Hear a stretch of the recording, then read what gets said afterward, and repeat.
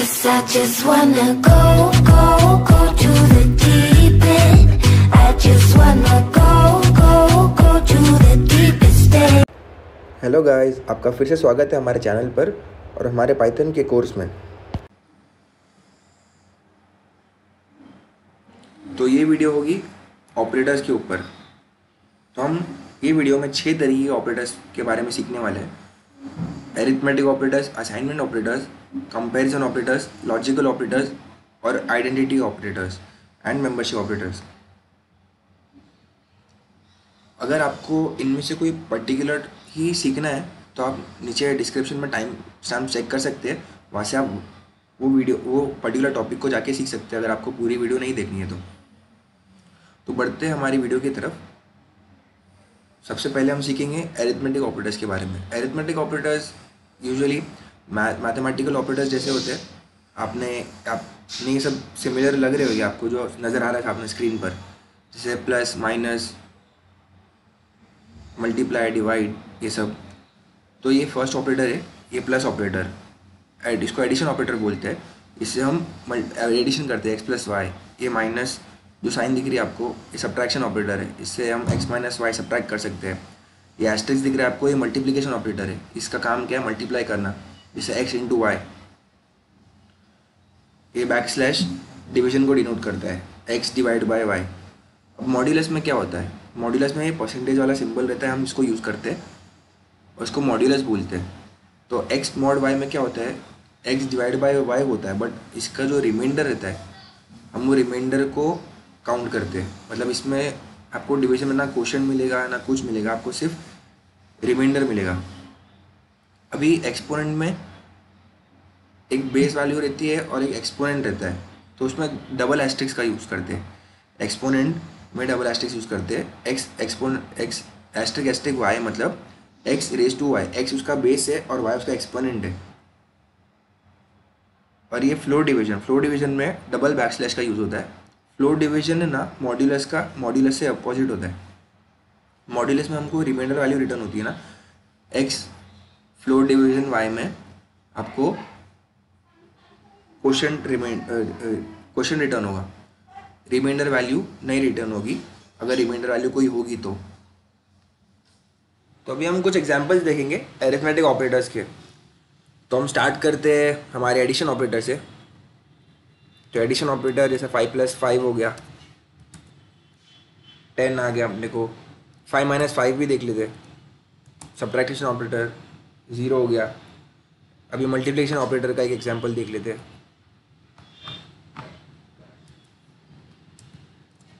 4 × 5 20। फिर division operator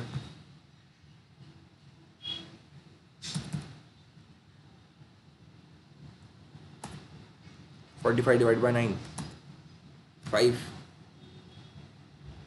अभी modulus operator देखते हैं। मॉड्यूलस ऑपरेटर मैं आपको बताता हूँ क्या होता है। जैसे मैं 7 mod 2 करता हूँ,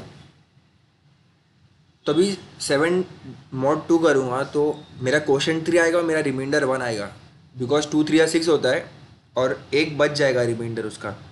तो मॉड्यूलस करने से क्या होता है कि जो रिमाइंडर वैल्यू रहती है वो रिटर्न होगी। ये देखो, इसका देखो रिमाइंडर 1 रिटर्न हुआ। अगर मैं 17 / 2 करूँ तो मेरा रिमाइंडर फिर से 1 आएगा, बट मेरा क्वोशंट 8 रहेगा, है ना। तो यहाँ पे भी रिमाइंडर मेरा 8 रहेगा और रिमाइंडर 1। अभी हम एक्सपोनेंट देखते हैं। एक्सपोनेंट में जो पहला वैल्यू लिखेंगे आप वो बेस वैल्यू रहेगा, दूसरा वैल्यू जो लिखेंगे वो आपका एक्सपोनेंट रहेगा। सपोज मैं 2 ∬ 3 लिखता हूँ, तो ये एक्सपोनेंट के लिए है 2⁻³ तो 2 का क्यूब कितना होता है 8। अभी हम रन करके देखिए तो हमको 8 मिलेगा। अगर 3 का क्यूब देखना है तो यहाँ पे 3 कर देंगे, तो उसका मतलब हो गया 3⁻3। इसका क्यूब, इसका क्यूब 27 है, तो 27 रिटर्न होगा। अब हम फ्लोर डिवीजन देख लेते हैं। फ्लोर डिवीजन मैंने आपको बताया था कि इसका ऑपोजिट रहता है। ये जो मॉड्यूलस ऑपरेटर है हमारा, उसका ऑपोजिट रहता है वो। तो हम सेम यूज़ करेंगे एग्जांपल क्लियर होने के लिए। 7 फ्लोर डिवीजन 2। मैं आपको बताया था यहाँ पे आपका रिमाइंडर 1 था और क्वोशंट था 3, तो यहाँ पे हमें क्वोशंट रिटर्न होगा 3। यहाँ पे बताया था कि क्वोशंट 8 है और रिमाइंडर 1 है।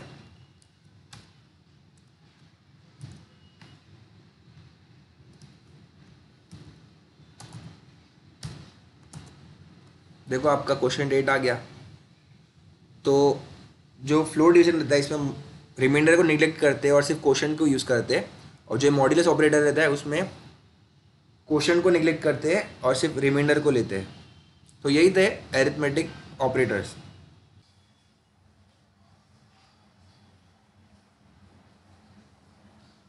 तो अभी हम देखेंगे असाइनमेंट ऑपरेटर्स के बारे में। असाइनमेंट ऑपरेटर, ये इक्वल टू आपको दिख रहा होगा स्क्रीन पर, ये इक्वल टू, इसको हम असाइनमेंट ऑपरेटर बोलते हैं। असाइनमेंट ऑपरेटर ऐसे तो बहुत टाइप्स के होते हैं, बट ये बेसिक, सबसे बेसिक ये है, x इक्वल्स टू 5। मतलब ये 5 की वैल्यू जो है मैं ये वेरिएबल x में असाइन कर दे रहा हूँ, है ना। x इक्वल टू 5, या फिर आपको स्ट्रिंग को भी असाइन करने के लिए x इक्वल टू स्ट्रिंग लिखते हैं, या फिर अगर मैं कोई रिजल्ट लेता हूँ 5 + 5, उसके आगे x इज इक्वल टू 5 + 5 लिखता हूँ, तो उसका जो 5 + 5 का सम है वो x में जाके स्टोर हो जाएगा। अभी ऐसे ही प्लस इक्वल्स ऑपरेटर है असाइनमेंट ऑपरेटर में, ये हमारे शॉर्ट फॉर्म के लिए यूज़ में आएगा। जैसे अगर मुझे लिखना है x is equal to x + 5, तो मैं उसको थोड़े छोटे फॉर्म में लिख सकता हूँ, x + इक्वल्स टू 5। अभी एक और देख लेते हैं, minus equals operator, x minus is equal to 5, actually x is equal to x - 5 को रिप्रेजेंट कर रहा है। ये असाइनमेंट ऑपरेटर्स आप सारे अरिथमेटिक ऑपरेटर्स पे यूज़ कर सकते हैं। जैसे कि plus equals operators, minus equals operators है, उसकी जगह आप मल्टीप्लिकेशन वाला भी यूज़ कर सकते हैं। जैसे एस्टेक्स इक्वल टू ऑपरेटर का क्या होएगा, मतलब x एस्टेक्स इक्वल टू 5 लिखेंगे आप, उसका मतलब होगा x is equal to x × 5। अभी डिवीजन यूज़ करेंगे तो x backslash equal to 5, x is equal to x backslash 5, मतलब x is equal to x divide by 5। Modulus, exponent और फ्लोर डिवीजन सब में आप ये यूज़ कर सकते हैं। अभी हम असाइनमेंट ऑपरेटर का एग्जांपल्स देखेंगे। तो असाइनमेंट ऑपरेटर क्या होता है, जो हम इक्वल टू लिखते हैं, ये असाइनमेंट ऑपरेटर है। तो अभी जैसे कोई वेरिएबल मैंने सपोज a लिया, उसके बाद इक्वल टू डाल के मैं 5 लिखता हूँ और रन किया, तो ये जो वैल्यू 5 है ये a को असाइन हो गई, है ना। अब मैं मेरे वेरिएबल a को प्रिंट करूँगा तो मुझे 5 मिलेगी, बिकॉज a को 5 वैल्यू असाइन हो चुकी है। अभी एक असाइनमेंट ऑपरेटर हमने देखे थे पीपीटी में, प्लस इक्वल्स। तो इसका क्या मतलब होता है, a plus equals 5, a plus equals 5 मतलब a is equal to a plus 5 होता है।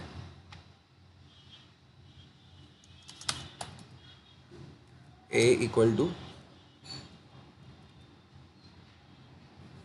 a plus 5। तो अभी 5 की वैल्यू, a की वैल्यू ऑलरेडी 5 है, a प्लस इक्वल टू 5 में रन करूँगा तो a की वैल्यू 10 हो जाएगी। अब मैं अगर a को प्रिंट करता हूँ तो वैल्यू 10 प्रिंट होगी, बिकॉज ये है a is equal to a plus 5। अगर मैं इसकी जगह, अगर मैं a को वापस रन करूँ, a इज इक्वल टू 5, और मैं यहाँ पे लिख दूँ a is equal to a plus 5, तो यहाँ पे क्या हो रहा है, a के अंदर 5 है प्लस 5 प्लस 5 जो रिजल्ट 10 है वो जाके a को असाइन हो जा रहा है। तो इसलिए मैं ये रन करूँगा, उसके बाद ये रन करूँगा तो यहाँ पे वैल्यू 10 ही प्रिंट होगी। अभी सब्ट्रैक्शन के लिए भी सेम है, माइनस इक्वल्स ऑपरेटर।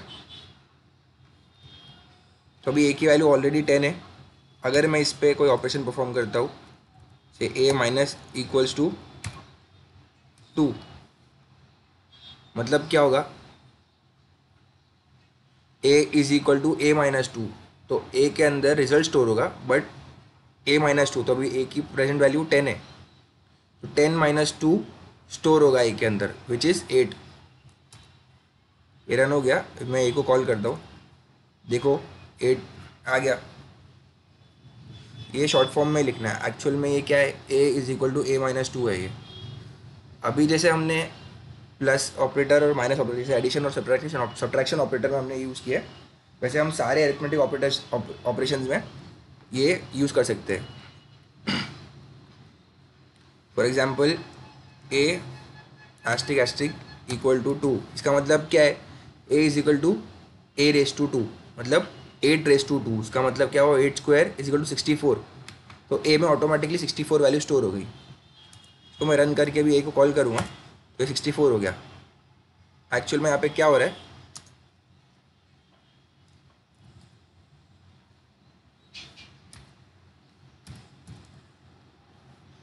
यहाँ पे a is equal to A asterisk 2, यहाँ पे ये हो रहा है। अभी 8 की वैल्यू ऑलरेडी हमें, a की वैल्यू हमें पता था ऑलरेडी 8 है। अभी एस्ट्रिक एस्ट्रिक और 2 डालेंगे, उसका मतलब क्या होता है, a रेस टू 2। तो 8 रेस टू 2 मतलब 8 स्क्वायर, 8 का स्क्वायर 64 होता है, तो यहाँ पे 64 प्रिंट हो गया। अभी आप इसमें मल्टीप्लिकेशन का भी यूज़ कर सकते हैं, a multiplied by equal to 2, 64 का डबल अभी 128 होता है, तो अब इसमें आंसर 128 स्टोर हो गया, बिकॉज इसका मतलब है a is equal to a into 2। अभी हमने रन कर चुके हैं ऑलरेडी, अभी हम a को कॉल करेंगे 6, तो हमें 128 मिलेगा। तो यही है असाइनमेंट ऑपरेटर्स। आप सारे अरिथमेटिक ऑपरेटर्स को ये शॉर्टकट वाला मेथड ट्राई करके यूज़ कर सकते हो। अभी हम देखेंगे कंपैरिजन ऑपरेटर्स। तो कंपैरिजन ऑपरेटर भी कुछ मैथमेटिकल ऑपरेटर्स है सिमिलर, जैसे greater than, less than, greater than equal to और लेस दैन इक्वल टू आपने देखे होंगे। फिर इक्वल टू में क्या होता है कि एक्स और वाई ये दोनों इक्वल है कि चेक करेगा कि नहीं। नॉट इक्वल में क्या होता है, ये दोनों नॉट इक्वल है कि नहीं, चेक करेगा कि नहीं। अभी कंपैरिजन ऑपरेटर का जो वैल्यू रिटर्न होता है वो बुलियन वैल्यू में रिटर्न होता है, ट्रू या फॉल्स में। तो अगर मैं चेक करूँ एक्स, मतलब जैसे मैंने एक्स में कोई नंबर स्टोर कर दिया इंटीजर, वाई में कोई नंबर स्टोर कर दिया इंटीजर, तो एक्स और वाई को फिर हम चेक कर सकते हैं कि दोनों के अंदर जो इंटीजर स्टोर किया था वो सेम है क्या नहीं। अगर ये इक्वल टू ऑपरेटर यूज़ करूँगा डबल इक्वल टू डाल के, तो अगर ये दोनों वैल्यू सेम रहेगी तो ट्रू रिटर्न करेगा, दोनों फॉल्स रहेगी तो फॉल्स रिटर्न करेगा। नॉट इक्वल टू में ऑपोजिट होता है, अगर दोनों सेम नहीं है तो ट्रू रिटर्न करेगा और दोनों सेम है तो फॉल्स रिटर्न करेगा। ग्रेटर देन आपको मालूम है, एक्स अगर बड़ा नंबर है और वाई छोटा नंबर है तो ये कंडीशन ट्रू हो जाएगी और हमको ट्रू रिटर्न होगा। और ये कंडीशन फॉल्स होती है, जैसे वाई बड़ा नंबर है और एक्स छोटा नंबर है तो ये फॉल्स हो जाएगी। एक्स लेस देन वाई, इसमें एक्स छोटा रहेगा तो ट्रू रिटर्न होगी, एक्स बड़ा रहेगा तो फॉल्स रिटर्न होगी। X greater than equal to Y, अगर एक्स वाई से बड़ा है या इक्वल है तो ट्रू रिटर्न होगा, वरना फॉल्स रिटर्न होगा। लेस देन इक्वल टू में अगर एक्स वाई से छोटा है या इक्वल है तो हमको ट्रू रिटर्न होगा, वरना फॉल्स रिटर्न होगा। तो कंपैरिजन ऑपरेटर्स के एग्जांपल शो करने के लिए मैं दो वेरिएबल्स ले लेता हूँ, ए और बी। तो ए के अंदर सपोज मैं इंटीजर 5 स्टोर कर ले रहा हूँ और बी में कोई स्ट्रिंग स्टोर कर लूँगा, सपोज XYZ। इसको रन करता हूँ तो ये रन हो गया। अभी हम जो पहला कंपैरिजन ऑपरेटर चेक करेंगे वो इक्वल्स ऑपरेटर है। तो हम कंपेयर करेंगे ए और बी को कि वो सेम है क्या नहीं। तो उसके लिए हम दो इक्वल्स यूज़ करेंगे और ये जो इक्वल्स की साइन है दो, इसके लेफ्ट और राइट साइड में जो हमें चेक करना है सेम है क्या नहीं वो लिखेंगे। जैसे हमको ए और बी चेक करना है तो हम दोनों साइड पे ए और बी लिख देंगे। इसको रन करेंगे तो ये फॉल्स रिटर्न करेगा, क्यों? क्योंकि ये दोनों वैल्यूज़ अलग है। अगर मैं, चलो हम इसके साथ नॉट इक्वल्स वाली वैल्यू भी चेक कर लेते हैं।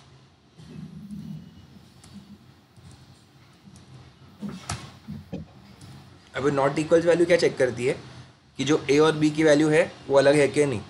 अगर वो अलग रहेगी तो ये ट्रू रिटर्न करेगी,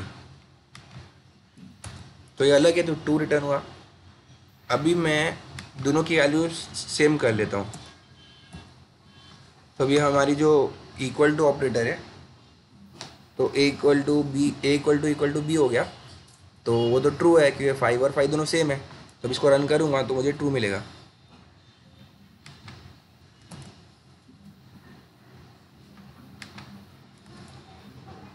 और यहाँ पे A not equal to B false मिलेगा बिकॉज 5 और 5 सेम है। हम जाके क्या चेक करें, ए नॉट इक्वल टू बी, अगर नॉट इक्वल रहेगा तो ट्रू रिटर्न करेगा, बट अगर दोनों सेम रह गए, इक्वल रह गए, तो फॉल्स रिटर्न करेगा वो। यहाँ पे फॉल्स हो गया।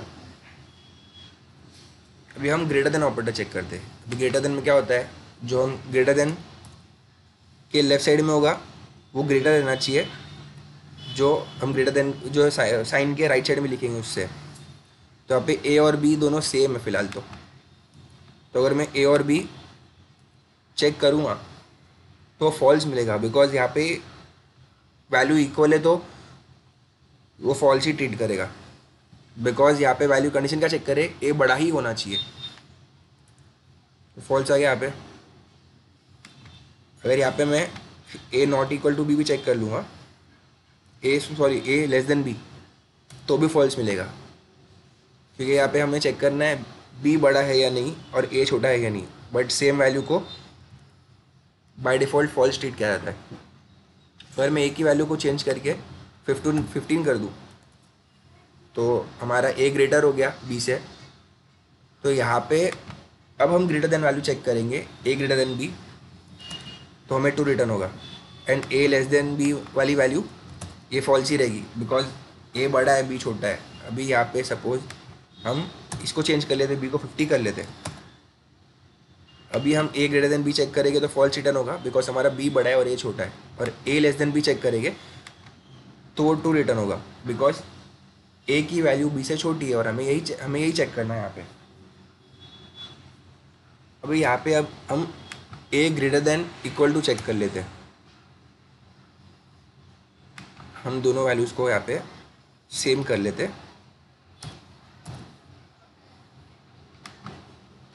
और हम ग्रेटर देन इक्वल टू और less than equal to check करेंगे। अभी मैंने क्या बताया था पहले ग्रेटर देन और लेस देन में कि वो इक्वल वैल्यू को ट्रीट नहीं करता। इक्वल अगर वैल्यू रहेगी तो फॉल्स ही ट्रीट करेगा, भले ही तुम ग्रेटर देन वाला ऑपरेटर यूज़ करो या लेस देन वाला ऑपरेटर यूज़ करो, बट इसमें इक्वल वैल्यू को भी ट्रीट करता है, greater than equal to, less than equal to. तो ये कंडीशन में क्या होएगा कि ए अगर ग्रेटर रहेगा तो वो ट्रू प्रिंट करेगा, और ए और बी दोनों सेम रहेंगे तो भी ट्रू प्रिंट करेगा। और इसमें अगर ए छोटा रहेगा बी से तो ट्रू प्रिंट करेगा, और ए अगर इक्वल भी रहेगा बी से तो भी ट्रू प्रिंट करेगा। अभी फॉर सपोज यहाँ पे दोनों वैल्यूज़ इक्वल है, ठीक है। अब मैं इसको रन करूँ, ए ग्रेटर इक्वल टू बी, अभी ए तो ग्रेटर तो नहीं है, ए सेम है तो ट्रू प्रिंट करेगा। यहाँ पे भी ए छोटा नहीं है, ए सेम है, तो ए लेस देन बी भी ट्रू हुआ। अभी मैं यहाँ पे ऑल्ट्रेशंस करूँ, ए को 16 कर दूँ तो यहाँ पे तो ट्रू शो करेगा बिकॉज ए बड़ा है, बट यहाँ पे फॉल्स शो करेगा बिकॉज ए छोटा भी नहीं है ना ही इक्वल है।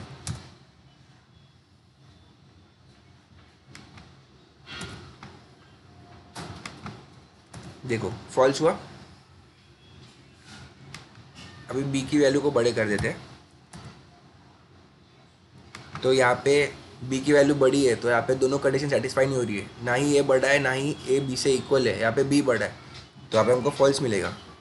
और यहाँ पे ए छोटा है यहाँ पे बी से, इक्वल रहने की बात ही नहीं है, और ना ही ए के बड़े होने की बात है बिकॉज हमको सामने से दिख रहा है, तो हमारी कंडीशन सेटिस्फाई हो रही है यहाँ पे दोनों कंडीशन में एक,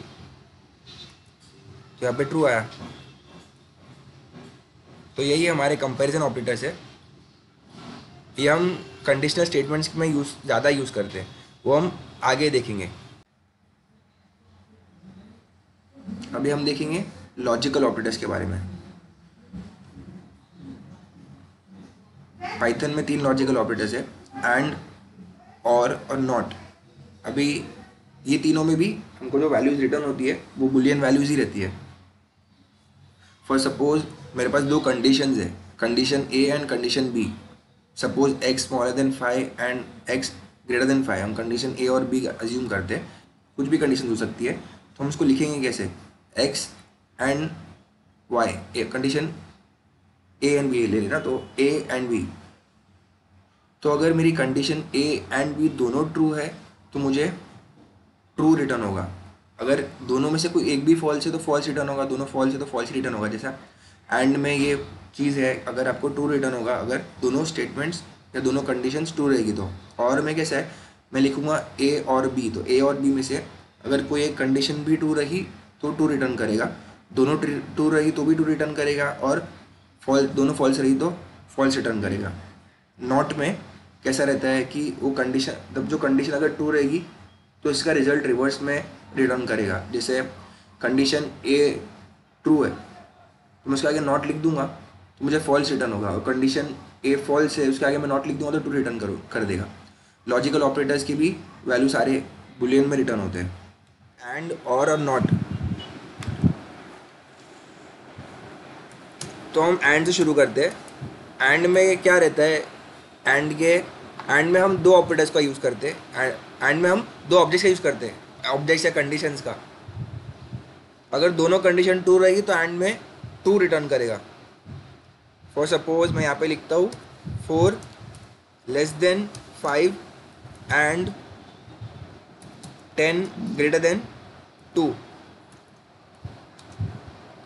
तो ये दोनों कंडीशंस ट्रू है। अब मैं इसको रन करूँगा तो मुझे ट्रू रिटर्न होगा, है ना। अब जैसे मैं यहाँ पे ये ऑपरेटर चेंज कर देता हूँ,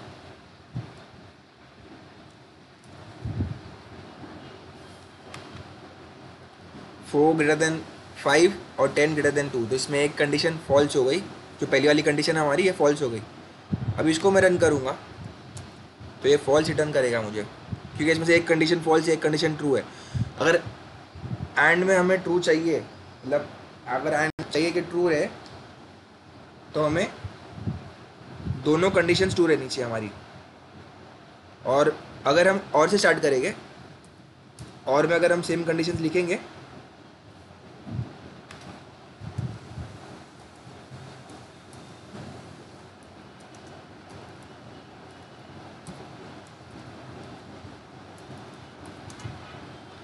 तो इसमें ट्रू मिलेगा। क्यों? क्योंकि और की ये कंडीशन है कि दोनों कंडीशंस ट्रू रहेगी तो भी ट्रू आएगा, दोनों में से कोई एक ट्रू भी रहेगी तो भी ट्रू आएगा।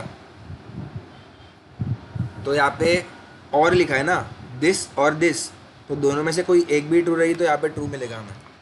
देखो यहाँ पे ट्रू आया, और मैं दोनों को ट्रू कर दूंगा तो भी ट्रू आएगा। अब दोनों को फॉल्स कर देते,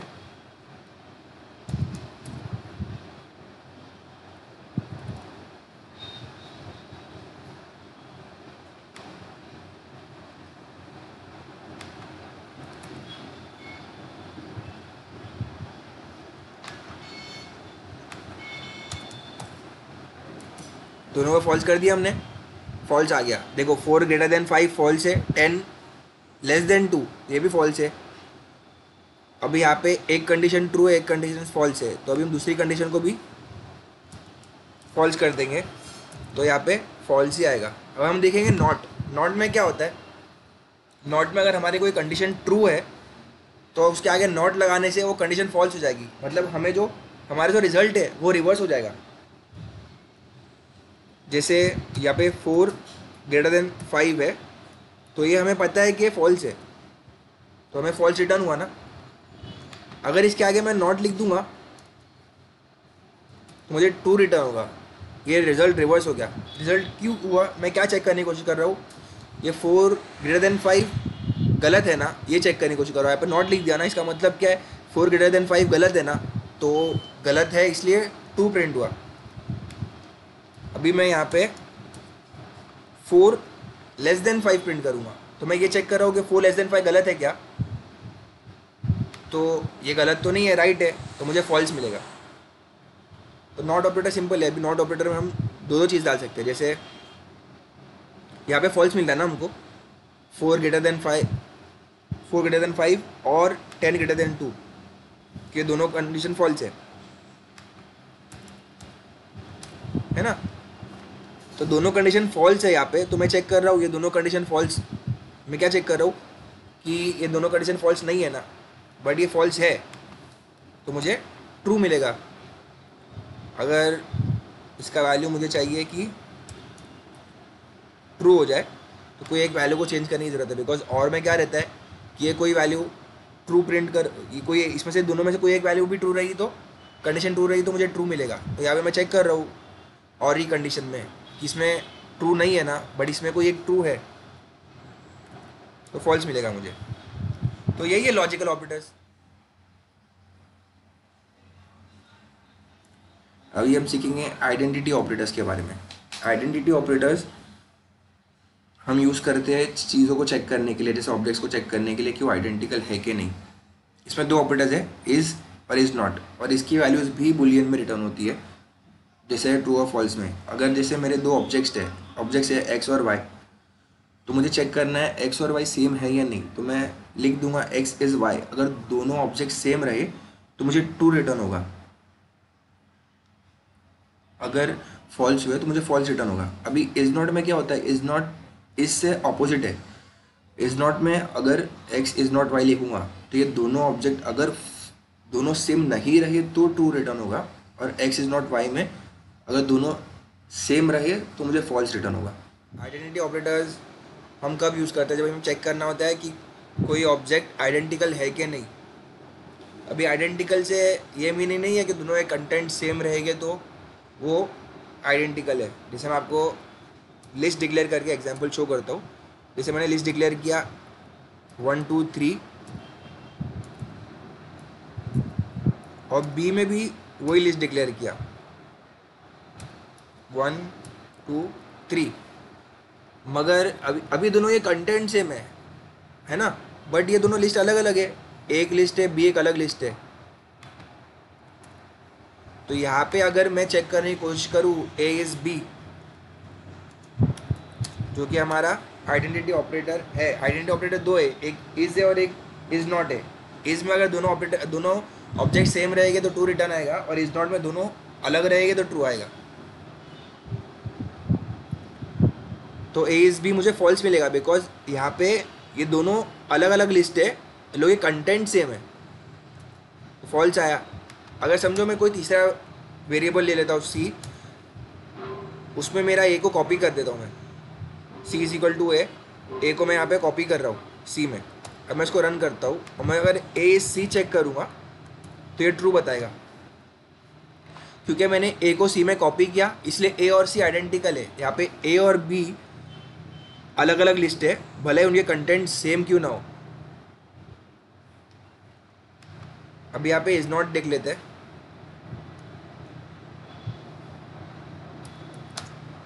अब जैसे मैंने आपको बताया था यहाँ पे ए इज नॉट बी, बिकॉज मैं तुमको बताया भी कि ए अलग लिस्ट है, बी अलग लिस्ट है, उन लोगों के सिर्फ कंटेंट सेम है।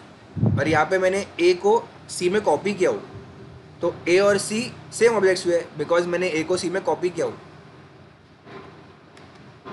अब मैं इसको रन करूँगा इज़ नॉट बी, तो मुझे ट्रू मिलेगा, बिकॉज ये दोनों अलग अलग है। अब मैं A is not C check करूँगा तो फॉल्स मिलेगा, बिकॉज मैंने ए को सी में कॉपी किया हो, क्योंकि इसलिए दोनों सेम है वो। तो यही है आइडेंटिटी ऑपरेटर्स, इसमें ज़्यादा कुछ है नहीं। इसमें सिर्फ हम चेक कर सकते हैं कौन से ऑब्जेक्ट सेम है या अलग है।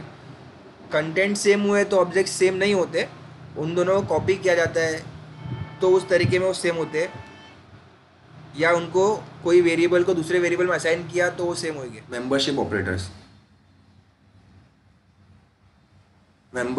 भी दो टाइप के, इन और नॉट इन। इसकी वैल्यूज भी बुलियन में रिटर्न होती है। तो चेक करना बहुत सिंपल है। जैसे मेरा एक मतलब कोई ऑब्जेक्ट है, उसके अंदर मुझे चेक करना है कि कोई पर्टिकुलर आइटम है कि नहीं। तो सपोज मैं कंसिडर करता हूँ एक्स कोई आइटम है और वाई एक ऑब्जेक्ट है, तो मुझे चेक करना है कि एक्स वाई में प्रेजेंट है या नहीं। तो मैं लिखूँगा एक्स इन वाई, अगर वो प्रेजेंट होगा तो मुझे ट्रू वैल्यू रिटर्न होगी, और वो प्रेजेंट नहीं हुआ तो मुझे फॉल्स रिटर्न होगा। और नॉट इन में कम्प्लीटली ऑपोजिट होता है। अगर मुझे चेक करना है कि वो प्रेजेंट नहीं है डायरेक्टली, तो मैं एक्स नॉट इन वाई लिखूँगा, तो अगर वो नहीं प्रेजेंट है तो ट्रू रिटर्न होगा, और वो वाई ऑब्जेक्ट वाई में अगर एक्स प्रेजेंट है तो मुझे फॉल्स रिटर्न होगा नॉट इन में। मेंबरशिप ऑपरेटर में दो ऑपरेटर्स है, इन और नॉट इन। अभी इन और नॉट इन क्या करते हैं, इन में अगर हमें कोई देखना है कि कोई ऑब्जेक्ट के अंदर कोई स्ट्रिंग या फिर कोई पर्टिकुलर आइटम बिलोंग करता है क्या नहीं, तो हमें इन ऑपरेटर यूज़ करेंगे। अगर वो बिलोंग करता रहेगा तो ट्रू रिटर्न करेगा, और वो बिलोंग नहीं करता रहेगा तो फॉल्स रिटर्न करेगा। और नॉट इन इसका बिल्कुल अपोजिट है। अभी जैसे मैं एक लिस्ट डिक्लेयर करता हूँ, इसमें मैं स्टोर करता हूँ कैरेक्टर्स ए